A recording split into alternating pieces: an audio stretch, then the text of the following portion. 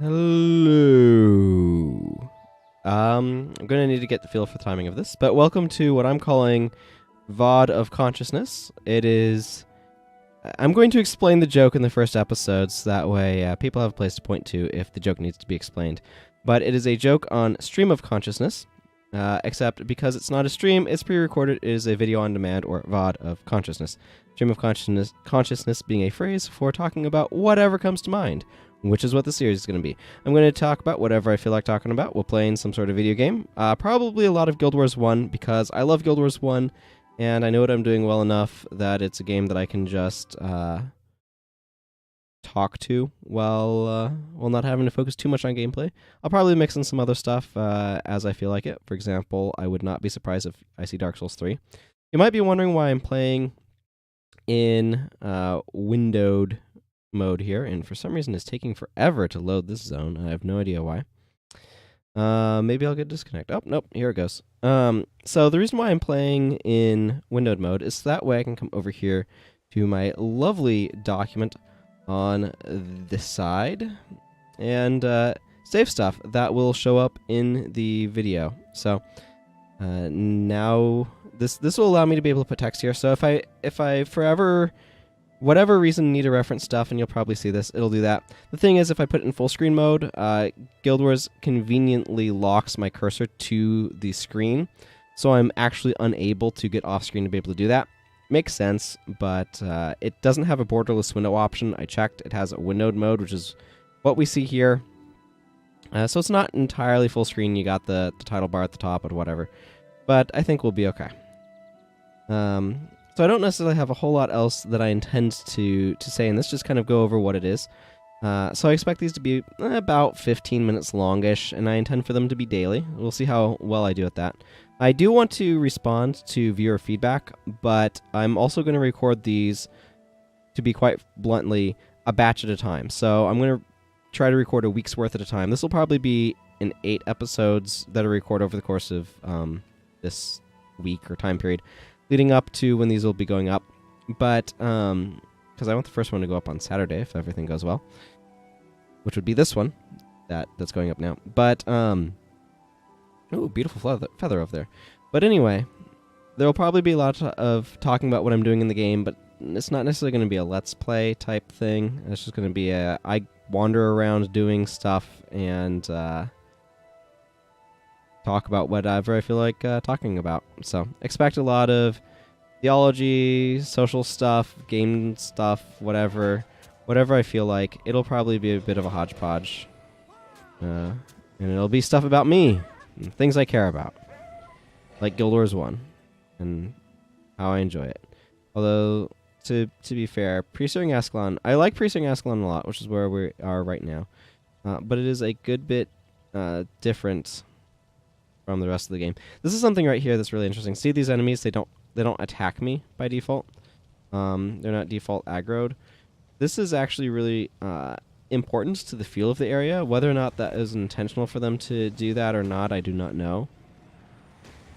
But it's actually really important to the feel of the area. Where on earth? How is that the... Oh, whatever. I was telling it to target the closest enemy, and it targeted some other random thing. So, I don't know. I don't know what else I'm going to talk about in this episode. We'll see. We'll see what happens. I kind of want to, because this character has been in Pre-Searing Ascalon for a very long time.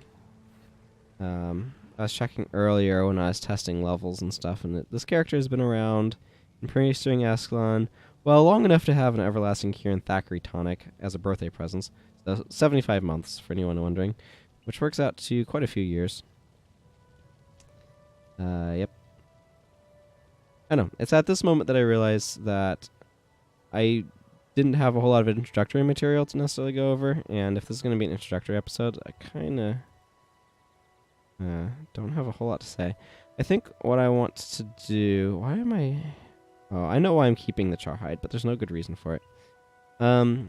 I think I want to go ahead and do a bunch of random quests and take this character to Pre-Searing Ascalon, and then, honestly, I do not need to keep accumulating birthday presents. I can put my miniature Thornwolf and my miniature Mersad and my miniature Jade Armor and whatever other random stuff I have and put them in the Shunlai Bank and grab myself a fresh pre-steering character. A different profession. Prize-winning hogs. This guy has his prize-winning hogs. It's throwing me off. My controls needed to be a little different. House in the Tanner. Yeah, I know what you're about.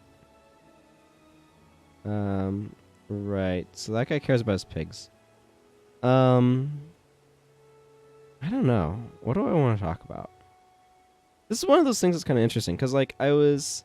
okay, this guy wants a bear... He wants a bear pelt for little Tom. Yeah, so we can go get a thing there. Should I grab as a secondary that would be reasonable for just including priest or Ascalon? It really doesn't matter. Warrior, maybe? I'm not going to do a whole lot. I mean, I'm going to do a bunch of quests, but...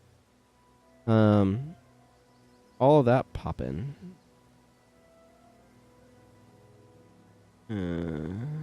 Abbey's over that way. I could go there. Whoop. What did I do? That's one other problem of doing it in limited mode is alt might behave wonky. I don't need this one belt. I really don't need this fire wand either. But yeah, I'd planned out stuff for the...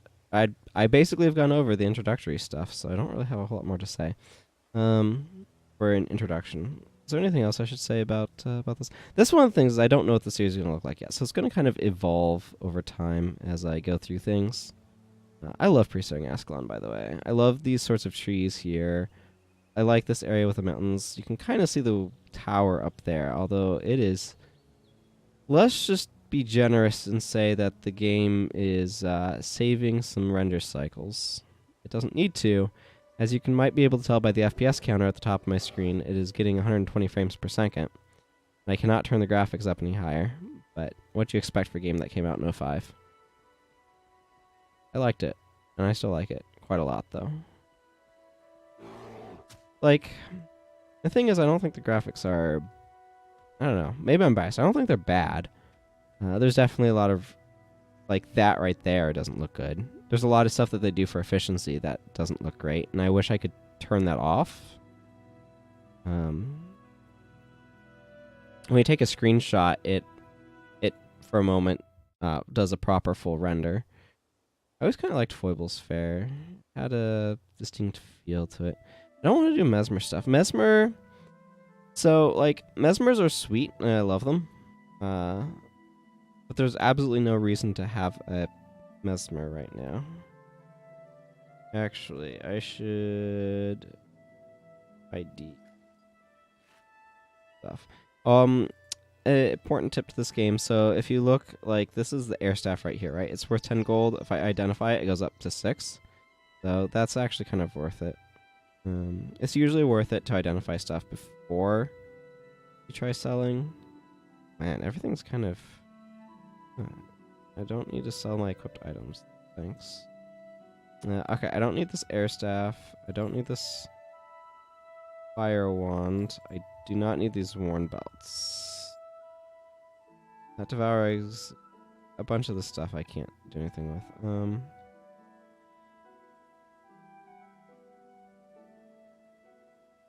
I think sort my inventory that way. Man, it's been so long I don't remember the order in which to sort your inventory, but that's okay. Excuse me. Vassar over there would just give me some random quests related to being a Mesmer, and that doesn't matter right now. So,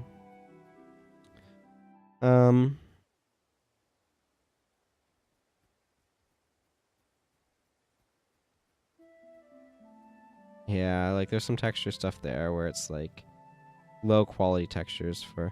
Actually, one of the things that bothers me the most is the way that it works on the player model, where there's some polygons. I don't know if you'll see them here. They really show up on my male monk, who I'll probably play at some point in time. but they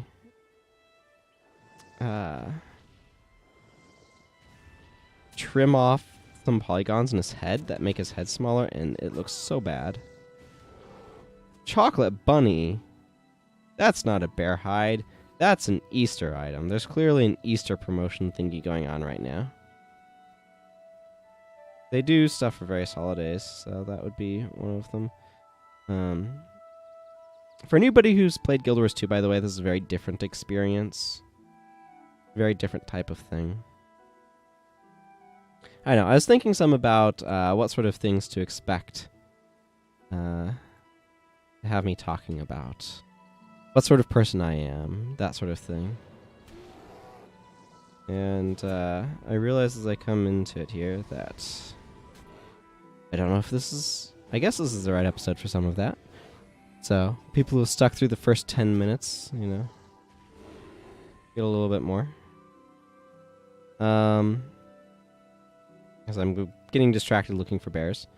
So, let's see. I've been playing video games for a lot of my life, and specifically computer games. I didn't really get... Like, I played a Sonic 3 at a friend's house, and every now and then Sonic 1 or Biohazard Battle at my cousin's. That was a waste of energy on that flare.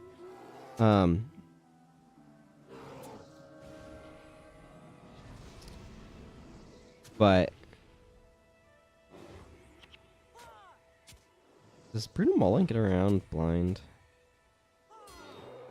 Oh well. These bears are not dropping hides, is what I'm seeing.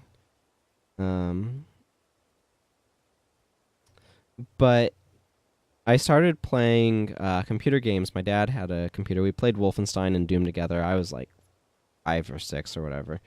Bit young to be playing Doom by today's standards, but I enjoyed it. I would sit on his lap and he'd move us around and I would attack. So I've definitely... I got into console games with GoldenEye on the N64, actually.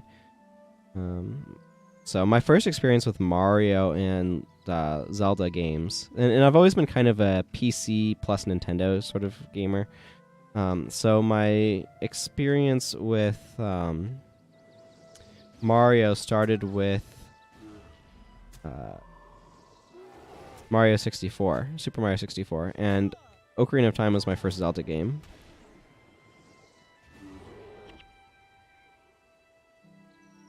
So, and I actually learned about Guild Wars 1 from a StarCraft 1 modding buddy. Somebody that we talked about modding StarCraft 1 together, and he introduced me to this game. And I've been rather fond of it ever since. So... It's a little bit about my gaming history. I play a lot of stuff like Dark Souls and stuff on PC, so looking forward to Dark Souls 1 for the Switch, though, just because mobile Dark Souls is really cool. That has me excited. Let's just pull out the scythe. It hits multiple enemies, theoretically, right? The answer is yes, it does theoretically hit multiple enemies. Less armor, though. This is better armor. Where are we? Oh, we're coming down over here. At some point... Or have I already done... How much of this is done? Like, I'm getting close to this, so I might as well go do that. Probably we'll do that in the next episode, though, because we need to wrap this one up. I'll talk more about who I am and stuff in the next episode, I suppose. So that should be coming out the tomorrow of when you see this. So that'll be exciting. I'm not collecting. I mean, I guess I can collect. We'll collect Scalefin. I've been playing Age of Mythology a lot lately, though. I want to do a game review and analysis of that, and I have a lot of thoughts on it.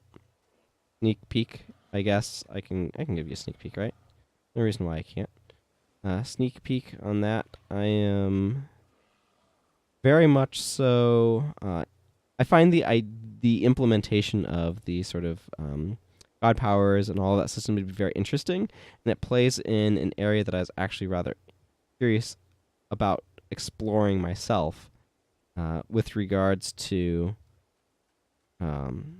having permanent choices about paths that you can take as you progress through the game that kind of shape and define how you operate, or how your race operates, or whatever you want to call it. My first RTS experience was StarCraft, so that always colors my thoughts. Anyway, I see, looking over at the timer on OBS, which is what I'm recording this with, that we have reached time. So I guess I might as well... Whoop, that's not how you spell it. Say bye-bye until next time, which should be tomorrow. Take care.